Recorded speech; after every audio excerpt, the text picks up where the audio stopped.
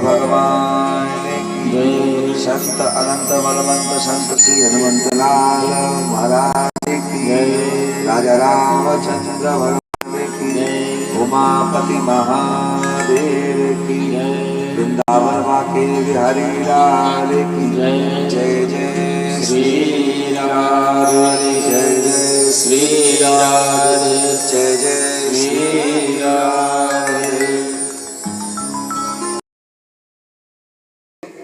तो थोड़ा सा धन आ गया तो इनको बहुत जो है अभिमान आ गया। पहले उज्जैन नहीं, अयोध्या से पर उज्जैन गए तो उज्जैन के पास में जो है ये रहते थे और वहां पर शंकर जी का मंदिर था।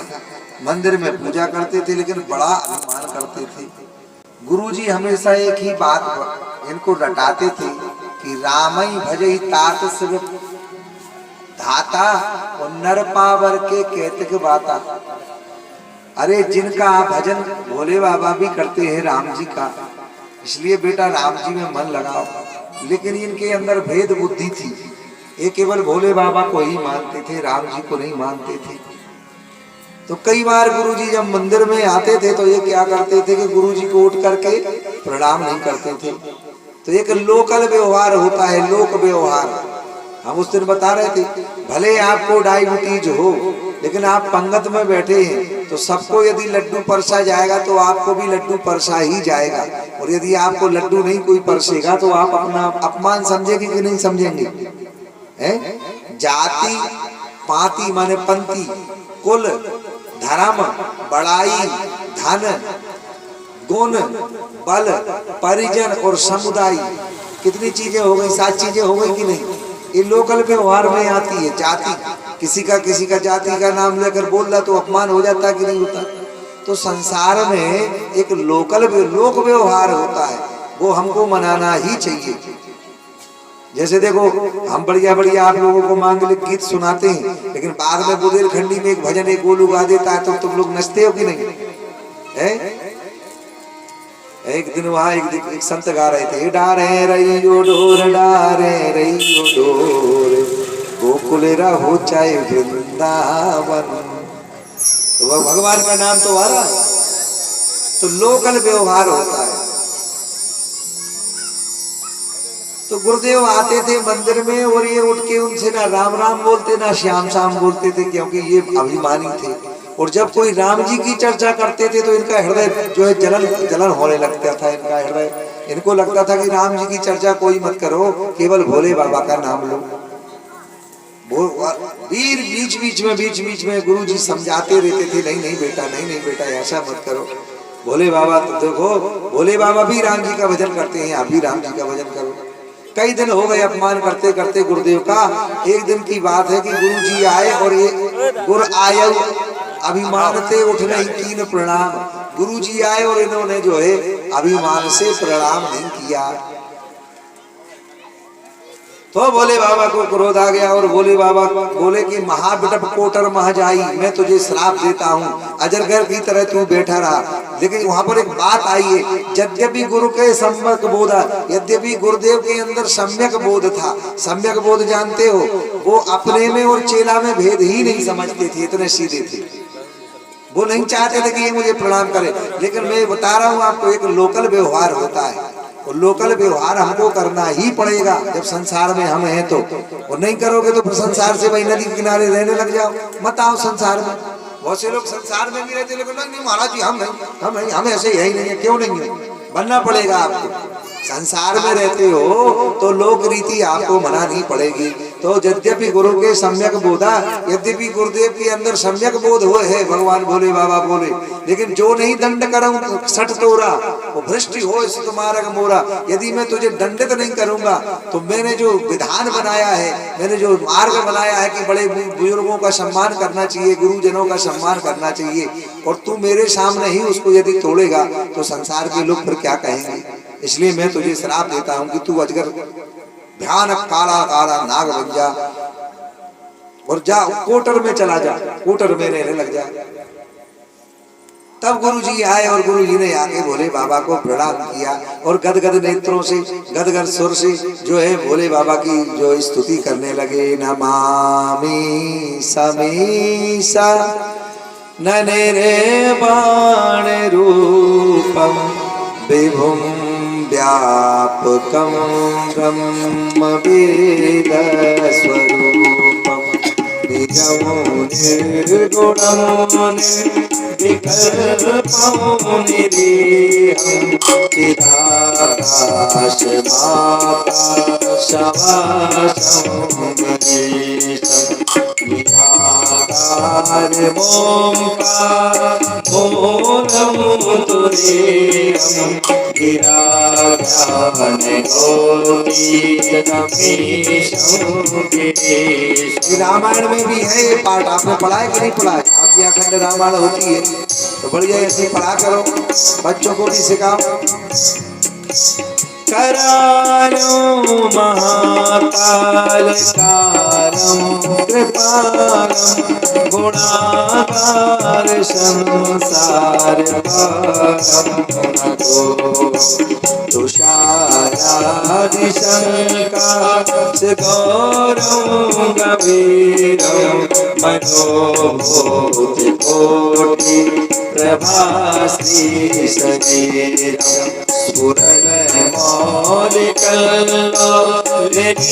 चारु गंगा रसद बाल भारे दुखंडे भुजंगा चलत कुंडलम गो सुनीतम विशालम रसनाननो नीलकंठं दयालुं प्रगाधीश जय मां वरमुण्डमालं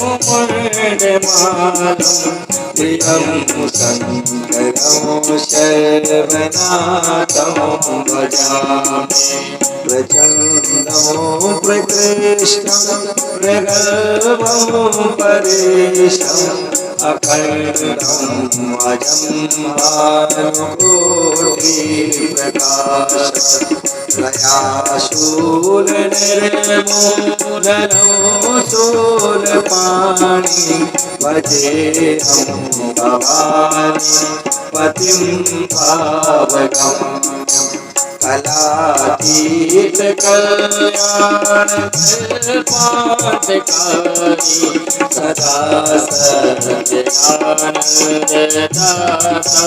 पुरारी चिदानन्द संगोपहारी प्रसीदा प्रसीदा प्रभु मन मथारि दयावद उमानाथ पादारविन्दं भजन्ति लोके परेमानः नतावत् सुखं शान्ति संतापनाशं प्रसीद प्रभु सर्वभूतादिवासं न जानामि योगं जपं नैव पूजा नतोऽहं सदा सर्वदा सम्बुद्धं जराजन्म दुःखो व्यथाप्यमानं प्रभु नमामि सततं। ये स्तुति करी ब्राह्मण देवता ने और स्तुति करते हुए भोले बाबा से बोले, तब माया बस जीव जड़ संतत फिरही भुलान, तेहि पर क्रोध न करिए प्रभु दीन बंधु भगवान। हे प्रभु, आपकी बनाई हुई माया में ये भ्रमित हो गया। आप हे दीन बंधु, हे करुणा वल्लभ, आप इसके ऊपर जो है कृपा कीजिए, इसको श्राप से मुक्त कीजिए। तो भोले बाबा बोले, श्राप तो हमने दे दी, ये अजगर तो बनेगा, लेकिन अब एक उसको श्राप में देखो, श्राप ही वरदान के रूप में बदलने वाली है। भगवान हरिहर तो वैसे हैं कि गुस्सा भी हो जाए तो भी आपका कल्याण हो जाए। आपसे यदि भगवान नाराज ही कहाँ होते हैं साहब, बोले भगवान हमसे गुस्सा हो जाएंगे, भगवान को फुर्सत ही कहाँ है। हमको तो भैया नाराजगी से देख ले, अनुग्रहम वा कालिया नाग कहता है प्रभु आप अनुग्रह करो, आप चाहे कृपा करो अथवा नाराज हो जाओ, कल्याण दोनों ही में है। जैसे चाकू हंसिया होता ना, हंसिया, चाहे हंसिया से ऐसे पपीता को काटो है, चाहे ऐसे करके काटो, कटना तो पपीता ही को है कि नहीं, हंसिया का क्या बिगड़ेगा, ऐसे चाकू का क्या बिगड़ेगा। ऐसे ही भगवान यदि आप पे गुस्सा भी करें तो तुलसी अपने राम को रीज भजो या खीज, रूके सूखे पड़े गो। खेत पे जब बीज बोने जाते हैं तो उल्टो सीधो भी पड़ जाए लेकिन वो बीज जमता है कि नहीं जमेगा, बीज जमता है। जिसके ऊपर कृपा हो गई वो तो जमना ही है उसको। अभी एक पंडित जी ने दृष्टि डाली, वहाँ हम लोग जहाँ यहाँ रुके हैं सामने, तो दीवार के ऊपर पत्थर पे एक सरसों का पेड़ हो गया हुआ, तो इतना बढ़िया हुआ है वो कि आप बड़े बड़े खाद दे दो तो नहीं होने वाला है ऐसा। हम लोग यही देख रहे थे आप इस समय, उस समय तुलसी बिरबा बाग के सींचत ही मुरझाए, और राम भरोसे जी रहे पर्वत पे हरियाए। एक बैल वो है जो दिन रात अरई खाता है, अरई जानते हो, डंडा में जो है कील लगा लेते हैं, दिन रात खूब घास खाता है लेकिन दुबला पतला है। और एक वो है जो है चौराहों पर घूमता रहता है, ना समय पे पानी मिलता है ना भूसा मिलता है, खाता है पीता है। देखो ये है, देखा है कि नहीं देखा। और एक दिन रात खा रहा है पी रहा है, एक ही जगह खड़ा हुआ है लेकिन फिर भी दुबला पतला है।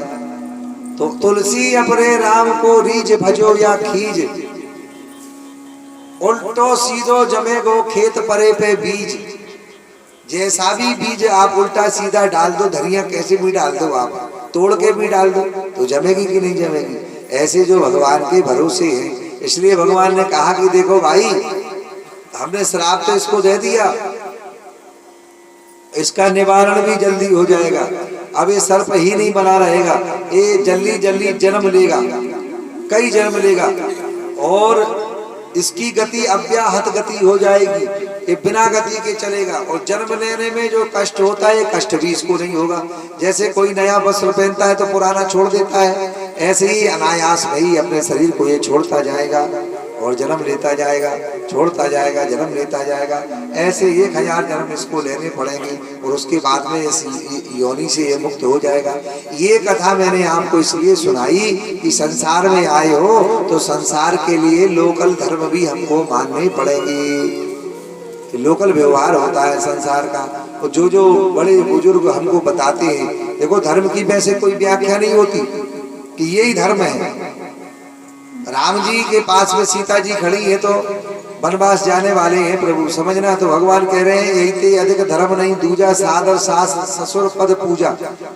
एक धर्म हो गया कि नहीं। दूसरा धर्म जब सुमंत्र जी से ने कहा कि राम जी लौट चलो, वहां दशरथ जी अब आपको याद करते होंगे, आपातकाल में एक दिन एक वर्ष मान लेना चाहिए, ऐसा महापुरुष कहते हैं। इसलिए 14 दिन हो गए, अब आप ऐसा करो आप लौट चलो।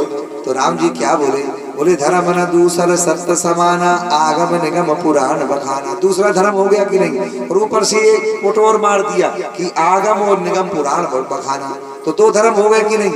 एक धर्म वो है कौन सा, सादर सास ससुर पद पूजा, और यही थे अधिक, इसमें भी एक पुट मार दिया कि इससे ज्यादा कोई धर्म नहीं हो सकता।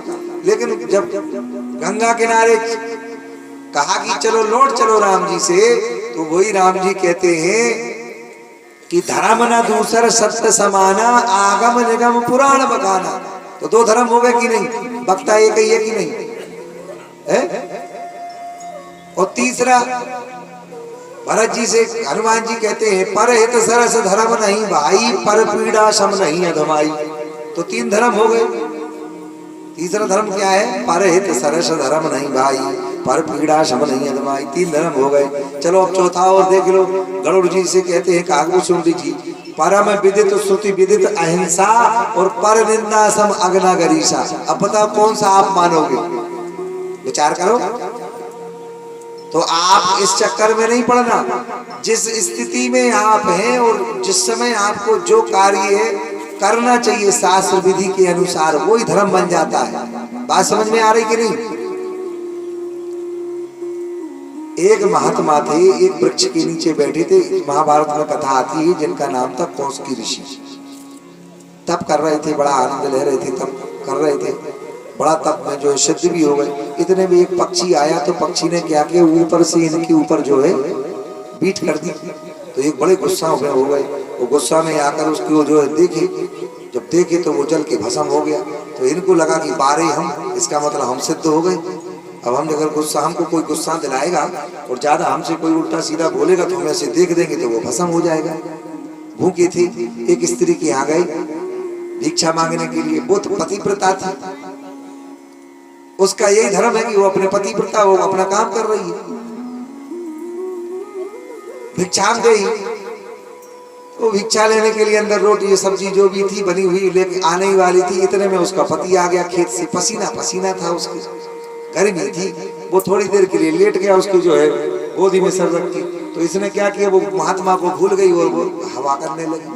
जब हवा करने लगी तो थोड़ी देर लग गई। उसको याद आई कि अरे महात्मा खड़ा है भूखा।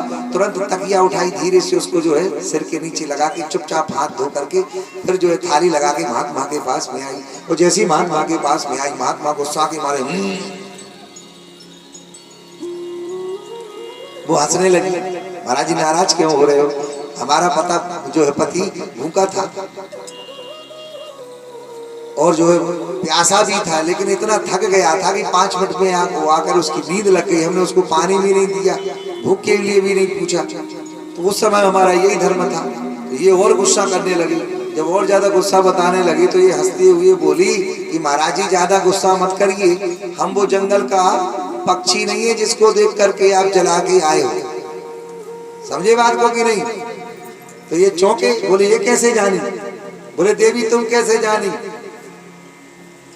बोले हम जान गए इस बात को इसलिए क्योंकि हम सच्चे हृदय से अपने पति देव के अलावा किसी को नहीं मानते। तो उसका वही धर्म है उस समय की नहीं है।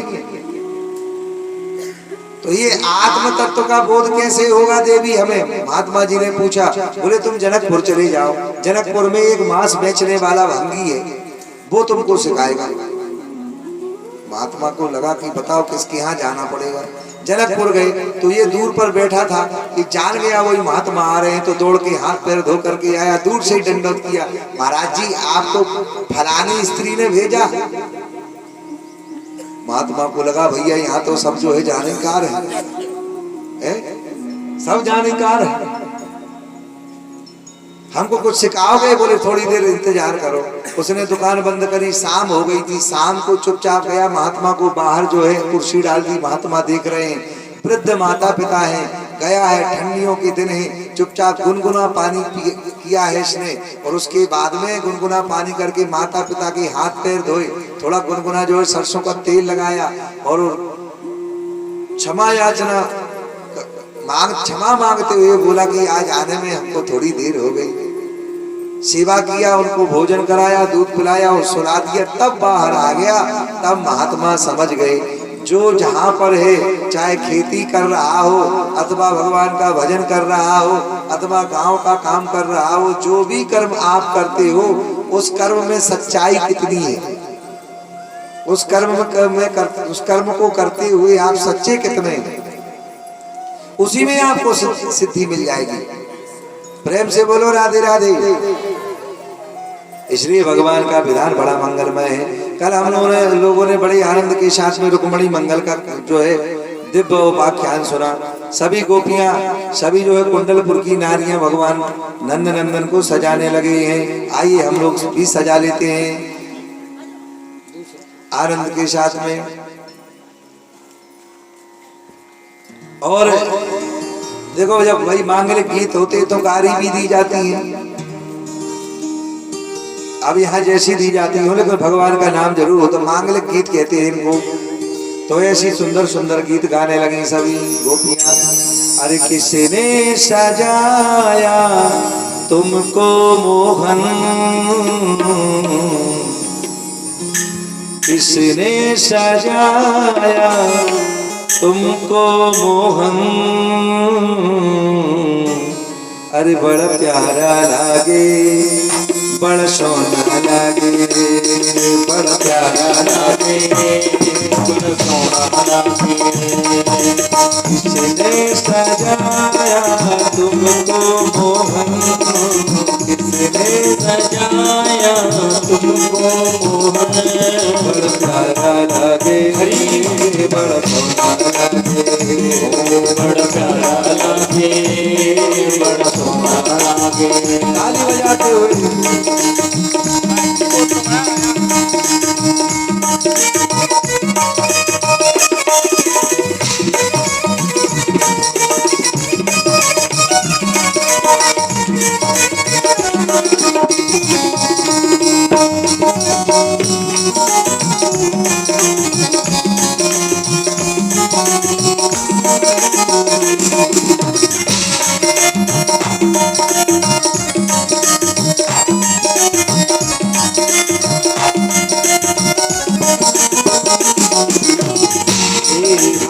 गुलाबी किसने पहनाया, किसने तुझको चंदन लगाया, किसने तुझको चंदन लगाया, किसने तुझको चंदन लगाया। केसरिया जामा तन पे सोहे, केसरिया जामा तन पे सोहे। बड़ा प्यारा लागे, बड़ा प्यारा लागे, बड़ा सोना लागे। बादलों पे बोले मीठी मुस्काने, बादलों पे बोले मीठी मुस्काने, बादलों पे बोले मीठी मुस्काने, बादलों पे बोले मीठी मुस्काने। याद ऊपर लिखे हुए हम दीवाने, याद ऊपर लिखे हुए हम दीवाने। बनरा आज आज मोहे लागे मोहन, बनराज आज मोहे लागे मोहन। बड़ा प्यारा लागे हरी, बड़ा सोना लागे, बड़ा प्यारा लागे, बड़ा सोना लागे, बड़ा प्यारा लागे, बड़ा सोना लागे, बड़ा प्यारा लागे, बड़ा सोना लागे। किसने सजाया तुमको मोहन, किसने सजाया तुमको मोहन। बड़ा प्यारा लागे, बड़ा प्यारा लागे, बड़ा प्यारा लागे, बड़ा सोना लागे, बड़ा प्यारा लागे, बड़ा प्यारा लागे, बड़ा प्यारा लागे, बड़ा सोना लागे। इस तरह भगवान प्रिय सजे, रुक्मणी जी भी सजी, और सज करके दोनों का एक प्रथम विवाह महोत्सव बड़े धूमधाम से ब्रह्मा जी आए स्वयं व्याह पढ़ने के लिए। ये भगवान का मंगलमय उत्सव हम लोगों ने कर बड़े धूमधाम से मनाया। और उसके बाद में भगवान के उत्तरार्ध के दिव्य दिव्य चरित्र हैं। उसके बाद में तो भगवान के और भी विवाह हुए। देखो एक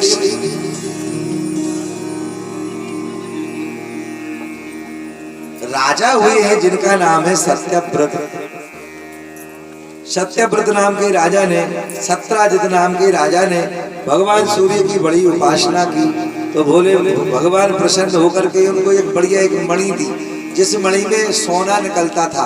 और उस मणि के प्रभाव से